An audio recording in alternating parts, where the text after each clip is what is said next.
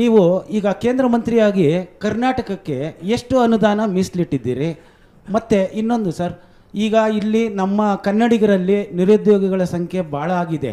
ನಿಮ್ಮ ರೈಲ್ವೆ ಇಲಾಖೆಯಲ್ಲಿ ಏನು ಖಾಲಿ ಇರುತ್ತೆ ಏನೋ ಉದ್ಯೋಗ, ಅದನ್ನು ಹೆಚ್ಚಾಗಿ ಕನ್ನಡಿಗರಿಗೆ ಮೀಸಲಿಡಬೇಕು ಅಂತ ನನ್ನ ಕೋರಿಕೆ ಸರ್.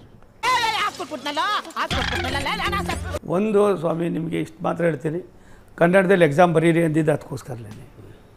ಎರಡನೇದು, ನೀವೇನೇನು ಮಾಡಿದ್ದೀರಿ, ಮೊದಲು ಕರ್ನಾಟಕಕ್ಕೆ ಹಿಂದೆ ಇದ್ದಂಥ UPA ಸರ್ಕಾರ 850 ಕೋಟಿ ಕೊಡೋದು ಒಂದು ವರ್ಷಕ್ಕೆ. ಇವತ್ತು ಸನ್ಮಾನ್ಯ ನರೇಂದ್ರ ಮೋದಿಯವರು 7,500 ಕೋಟಿ ಕೊಡ್ತಾಯಿದ್ದಾರೆ. ಇದೇನಕ್ಕೆ? ಮೇಂಟೆನೆನ್ಸ್ಗೆ. ಅದಲ್ದಿರ ಪ್ರಾಜೆಕ್ಟ್ಗಳಿಗೆ ಯಾವ್ಯಾವ ಪ್ರಾಜೆಕ್ಟ್ಗಳಿದೆಯೋ ಎಲ್ಲವೂ ಕೂಡ ನಾವು ದಾರಿ ಮಾಡ್ತಾಯಿದ್ದೀವಿ. ಈಗ ಈ ಕುಮಾರಸ್ವಾಮಿ ಅವ್ರ ಜೊತೆ ಹೆಂಗಿದೆ ನಿಮ್ಮದು? ಹೇಗೆ ಮಾಡ್ತಾರೆ ಕುಮಾರಸ್ವಾಮಿ ಅವರು? ಸರ್, ಕುಮಾರಸ್ವಾಮಿ ಅವರು ಒಳ್ಳೆಯವರು ಸರ್. ಏನಾಗಿದೆ, ಕರ್ನಾಟಕ ಬರ್ತಾ ಇದ್ದಂಗೆ ಅವ್ರಿಗೆ ಪಾಪ ಬ್ಯುಸಿ ಮಾಡ್ತಾರೆ ಸರ್.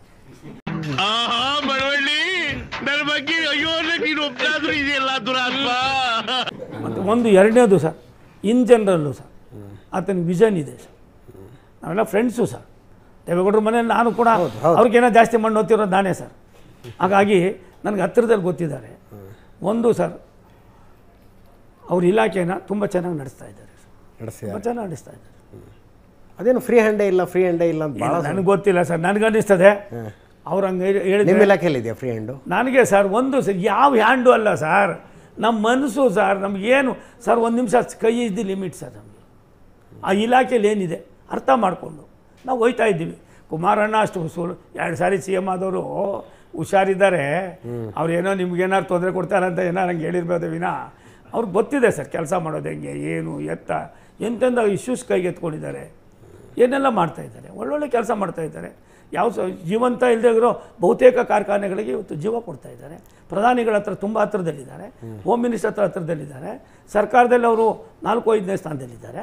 ಆಗಿರೋದ್ರಿಂದ ಕುಮಾರಸ್ವಾಮಿ ಅವರಿಗೆ ತುಂಬ ಗೌರವ ಇದೆ ಸರ್.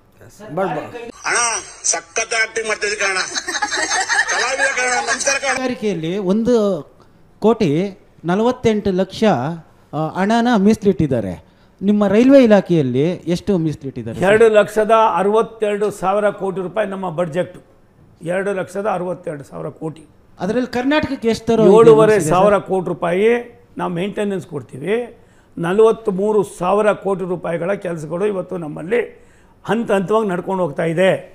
ROB RUBಗಳಿಂದ ಹಿಡಿದು ಹೊಸ ಲೈನ್ಗಳಿಂದ ಹಿಡಿದು ಮತ್ತು ನಿಮ್ಮ ಇದು ಏನು ಬೇರೆ ಬೇರೆ ಕೆಲಸಗಳಿಂದ ಹಿಡಿದು ರೈಲ್ವೆ ಸ್ಟೇಷನ್ನು, ತುಮಕೂರಿನ ರೈಲ್ವೆ ಸ್ಟೇಷನ್ಗೆ ನಾವು 188 ಕೋಟಿ ರೂಪಾಯಿ ಖರ್ಚು ಮಾಡಿ ಸಿದ್ಧಗಂಗಾ ಶ್ರೀಗಳವರ ಹೆಸರಿಡೋದಕ್ಕೆ ಈಗಾಗಲೇ ಕೇಂದ್ರ ಸರ್ಕಾರದಿಂದ ರಾಜ್ಯ ಸರ್ಕಾರಕ್ಕೆ ಪ್ರಸ್ತಾವನೆಯನ್ನು ಕಳಿಸ್ಕೊಟ್ಟಿದ್ದೀನಿ. ಯಾರು ಮಾಡೋಕ್ಕೆ ಸಾಧ್ಯ ಆಗಲ್ಲ. ಮತ್ತು ಅದೊಂದೇ ಅಲ್ಲ, ನಿಮ್ಮ ಸೌಂಡ್ ಬೆಳಗೊಳ ಮಾಡ್ತಾಯಿದ್ದೀವಿ. ಕರ್ನಾಟಕದಲ್ಲಿ ಒಟ್ಟು 2,000 ಕೋಟಿ ರೂಪಾಯಿಗಳ ಒಂದು ರೀಡೆವಲಪ್ಮೆಂಟನ್ನು ಸ್ಟೇಷನ್ಗಳನ್ನ ಮಾಡ್ತಾಯಿದ್ದೀವಿ. ಅದಲ್ದಿರ ರಾಜ್ಯದಲ್ಲಿ ಪ್ರಾಜೆಕ್ಟ್ಗಳು ಏನಿದೆ, ಈ ಪ್ರಾಜೆಕ್ಟ್ಗೆಲ್ಲ ಹಣವನ್ನು ಈ 2,62,000 ಜೊತೆಗೆ ಕೇಂದ್ರ ಸರ್ಕಾರ ಯಾವ್ಯಾವ ರೀತಿ ಬೇರೆ ಬೇರೆ ಯೋಜನೆಗಳು ಕೊಡ್ತಾ ಇದ್ದಾರೆ ಅಜಿತ್ ಅವರೇ, ಅದೇ ರೀತಿ ನಮಗೆ ಕೊಡ್ತಾ ಇದ್ದಾರೆ.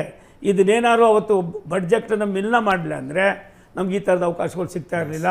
ಕರ್ನಾಟಕ ಸರ್ಕಾರ, ನಾವು ಕರ್ನಾಟಕದ ಜನ ಎಷ್ಟು ಮಟ್ಟಿಗೆ ಉಪಯೋಗಿಸ್ಕೋತೀವೋ ಅಷ್ಟು ದುಡ್ಡು ನಮ್ಗೆ ಸಿಗ್ತದೆ. ಓಕೆ, ಅದೇನೋ ಹೇಳ್ತಾ ಇದ್ರಿ ನೀವು, ಕುಮಾರಸ್ವಾಮಿ ಅವರೇನು ಕರ್ನಾಟಕಕ್ಕೆ ಬಂದ ಕೂಡಲೇ ಸ್ವಲ್ಪ ಕರ್ನಾಟಕ ಅದೇನಾಯ್ತದೆ ಅವ್ರಿಗೆ ಪ್ರೀತಿ ಅಲ್ವಾ, ಆ ಪ್ರೀತಿ ಜಾಸ್ತಿ ಆಯ್ತು.